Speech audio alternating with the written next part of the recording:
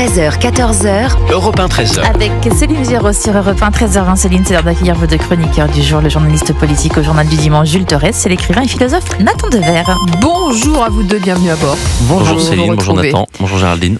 Et on en parlait évidemment dans le journal, le procès de Pierre Palmade s'est donc ouvert ce matin. Le comédien est jugé pour blessures involontaires après le grave accident de la route qu'il a provoqué en Seine-et-Marne sous l'emprise de stupéfiants en février 2023. Je rappelle qu'une femme enceinte d'un peu plus de 6 mois avait perdu son bébé dans la collision. Et à l'occasion de ce procès, Europe 1 vous propose un podcast inédit qui raconte cette affaire. En voilà un extrait.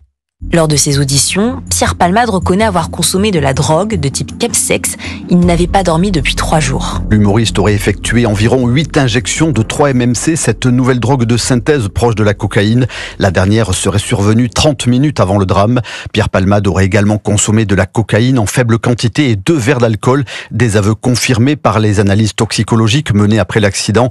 Voilà, le podcast inédit à retrouver sur europe1.fr dès maintenant. Alors, un procès qui a débuté par le refus de Pierre Palmade de requalifier les faits de blessures involontaires en homicide involontaire.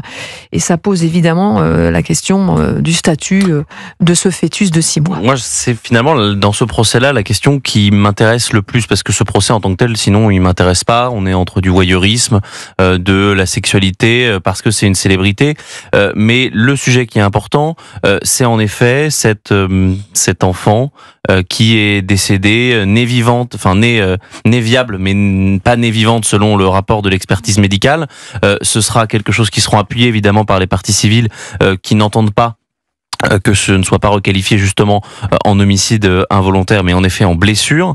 Est-ce qu'aujourd'hui un enfant, un être de 6 mois à qui on avait déjà donné un prénom, est-ce que aujourd'hui c'est un enfant ou pas?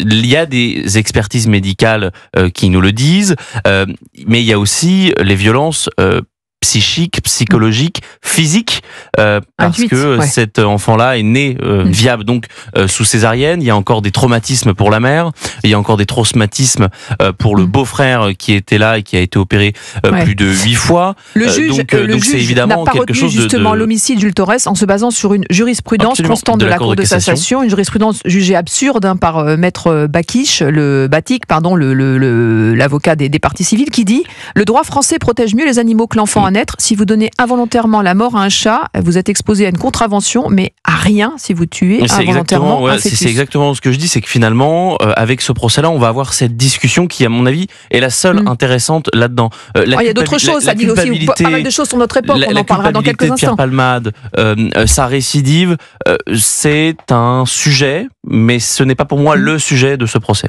Nathan Dever.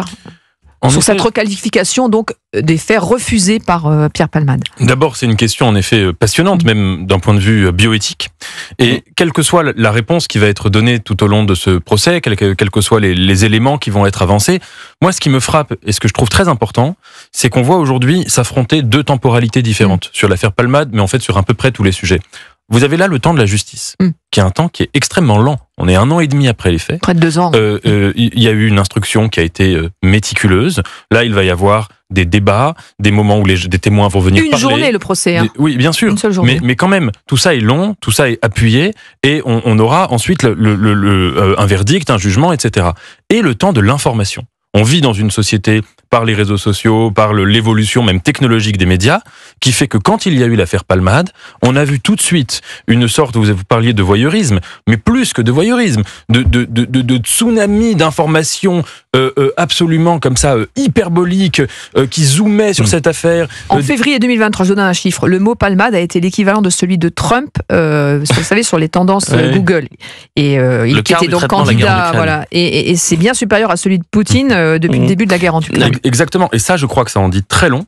Ça en dit long sur 3 choses. 1, une forme de populisme pénal qui existe. Moi, je suis évidemment pour que les célébrités soient jugées comme tout le monde, qu'elles n'aient pas un traitement de faveur. Mais c'est pas parce qu'une célébrité commet un délit ou commet un crime qu'on peut se permettre d'aller filmer devant chez elle quand elle sort à Bordeaux avec sa famille, etc. Qu'on peut se permettre comme ça de tout livrer aux chiens.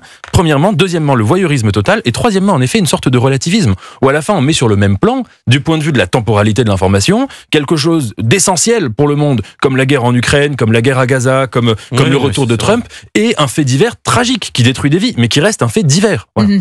Pour vous, c'est pourquoi il fascine autant ce fait divers, justement ? Parce que c'est la folie médiatique. C'est-à-dire qu'on a un journal quotidien qui a consacré en 10 jours 6 unes à Pierre Palmade après l'accident. On a un site internet d'un quotidien qui a doublé ses visites et qui a fait 25 millions de visites juste sur cette affaire Palmade. Donc c'est évidemment la course à l'audimat, la course à l'audience. Est-ce que c'est pas aussi en creux un choc, une opposition de classe sociale, c'est-à-dire d'un côté les gens ordinaires, voilà. On rappelle que c'est arrivé en pleine réforme des retraites, il y avait une crise sociale. Absolument. Peut-être que aussi les gens prenaient du plaisir finalement à consulter ce genre de contenu. Ils apprenaient qu'est-ce que c'était le chemsex. Ils apprenaient voilà ce que faisait de leur week-end de bringue des célébrités qu'ils avaient vues normalement à la télévision ou qu'ils étaient allés voir à leur spectacle d'humoriste.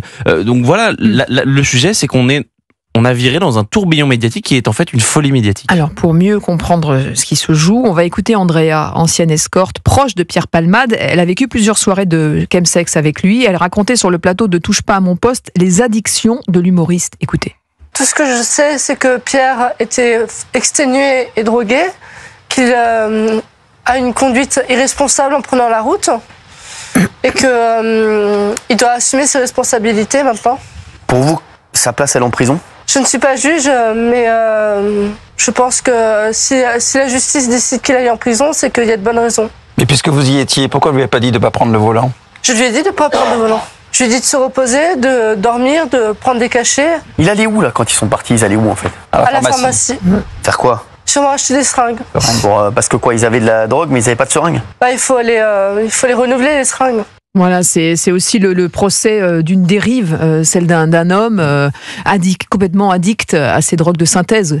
C'est aussi ce procès-là qui se joue. Oui, mais justement, moi je connais pas Pierre Palmade ni en tant qu'humoriste ni personnellement. Je connais pas l'intimité du dossier, sa situation, l'addiction, etc.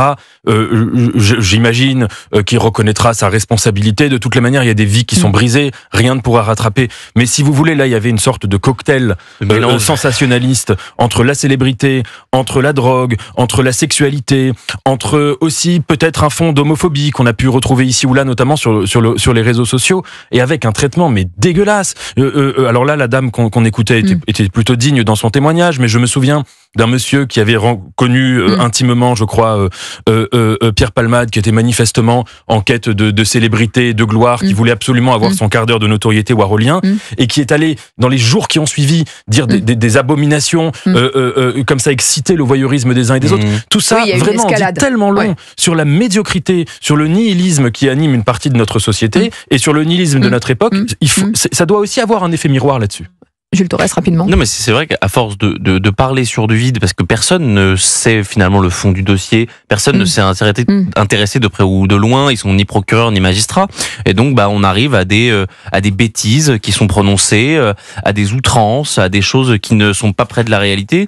Ça, c'est ce qu'ont fait les observateurs, ce qu'ont fait les journalistes. Moi, j'ai quand même vu qu'il y avait une journaliste qui s'était fait passer pour un voisin auprès des camarades de bringue de Monsieur Palmade. Donc évidemment, toute cette hystérie, à la fin, elle participe à un climat délétère. En tout cas, voilà, le procès se joue sur une journée, on le suivra sur Europe 1 et ce soir avec Pierre de Villeneuve. On reste ensemble. Dans quelques instants, on va revenir sur cette déclaration de Marine Le Pen qui dit qu'elle votera la censure si le pouvoir d'achat des Français est amputé. À tout de suite. Vous écoutez Céline Giraud sur Europe 1 de 13h à 14h et vous pouvez réagir au 01 80 20 39 21.